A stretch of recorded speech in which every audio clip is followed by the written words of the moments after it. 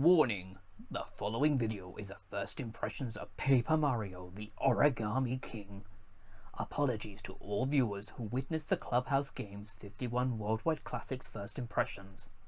Froggy didn't realise what first impressions meant. Now, enjoy an actual first impressions from the frog himself. Hello, this is Froggy, and welcome to my first impressions of Paper Mario, the Origami King. I previously did a topic about the downfall of the Paper Mario community, though I failed to mention in that video that this also applies to pretty much any community out there. I was very specifically only talking about the Paper Mario community, as it was the hot topic.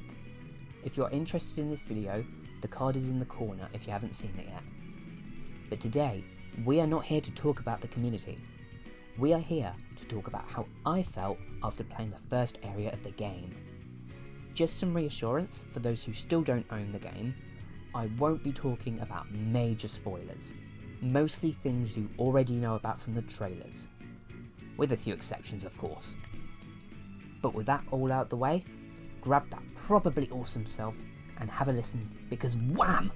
The moment I booted up the game, instantly I fell in love with it. Right out of the gate, you can instantly tell the music is going to be really good, especially the battle music, which so far has me jazzing along to it. I just cannot stop dancing to it. It's just so catchy. In fact, take a quick listen.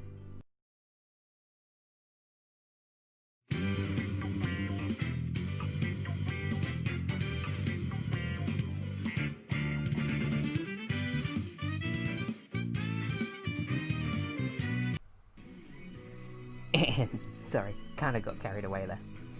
Anyway, opening up the story, I was giggling and laughing at the dialogue, and I got serious chills when Princess Peach, which you saw from the trailers, posed the same question we all saw. Right from there, the story begins to unfold, and I just want to say that if you miss Luigi having dialogue, he returns and he is just as awesome as ever. But it doesn't just stop there.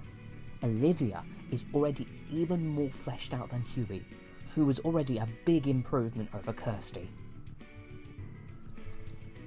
Moving on to the first proper area, the woods. Sadly, I came to my first concern with the Origami King, namely the confetti. It is everywhere in the overworld. In fact, it is actually much easier to fill your confetti bag in the overworld than running into a battle, and the rewards are not that great either. Now I know this will turn many people off, but before you run off and start grabbing pitchforks in anger, listen a sec. Whilst there is no real incentive per se, battles are way more fun than smacking trees and flowers in my opinion, and can be quite the challenge. Some of which took me ages to beat, and I even had to use coins to spend on more time just to beat them, making me go into battles that much more. In fact, adding on to this, some areas I was running out of confetti, and there weren't any flowers or trees or even grass around. Now of course, I do not excuse the broken battle system, especially as it is an RPG-like system without core RPG elements. I know, many people are going to disagree with me on that, but this is actually a topic I'm going to save for another day, so make sure you stay tuned for that video when it goes up. I don't know when, but it will be soon. But despite how I felt about the battle system, I was enjoying the rest of the game so much, and the fact that the battle system is less convoluted than Colour Splash, it made the experience easier to swallow in battles. I don't agree with it. I don't agree with how battles are handled in this game, or in Colour Splash or in Sticker Star, but I can tolerate it more in the Origami King than the previous two. Back to the positives of the game.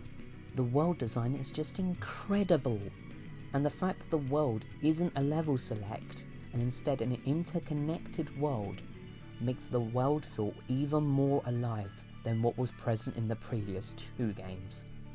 Sticker Star and Colour Splash had a level select, and whilst it was forgiving in sticker style for being a handheld experience, it was a little less forgiving in Colour Splash, especially being on a home console. I kinda expected it to be a bit more open, but I mean, it was still pretty fun exploring the different places.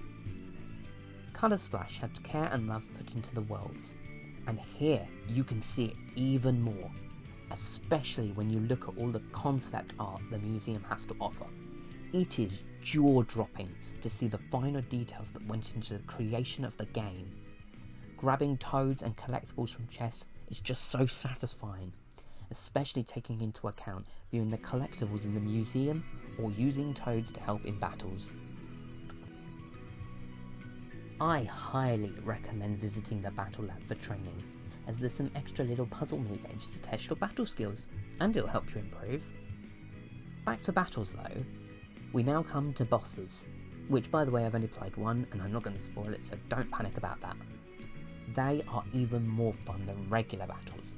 They are complex, they require precise fine-tuning and ring turning. They are so engaging.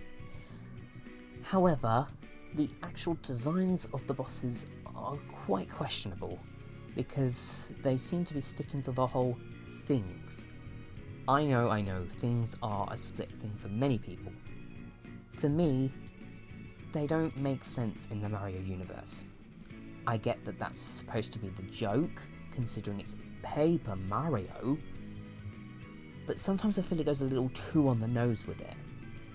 I mean, there's even really bad paper puns, and it's not funny. Once you hear a joke, hearing it again and again gets really old. But it's not a deal breaker. I can live with it, but I do wish they could tone it down a bit. But that's my first impression so far. I plan to now continue the game and finish it, and then I shall put up the full review. I don't know when that will be, as I want to take my time over the game and not rush it, and I have no plans right now for future videos until the review is done, but trust me, I do have future videos planned. I'm not going away. Thank you for listening to a frog explain his opinions about Paper Mario the Origami King. And now, I shall head back to the game, so enjoy some outtakes. But first, I'm gonna head back. Time to battle this guy. Heh, you're no match for my jump attack. Oh, wait, maybe I should show the outtakes. Nah, I'll do it after this battle. Stomp, stomp, stomp. Oh, now I feel bad, because he's gonna get a headache.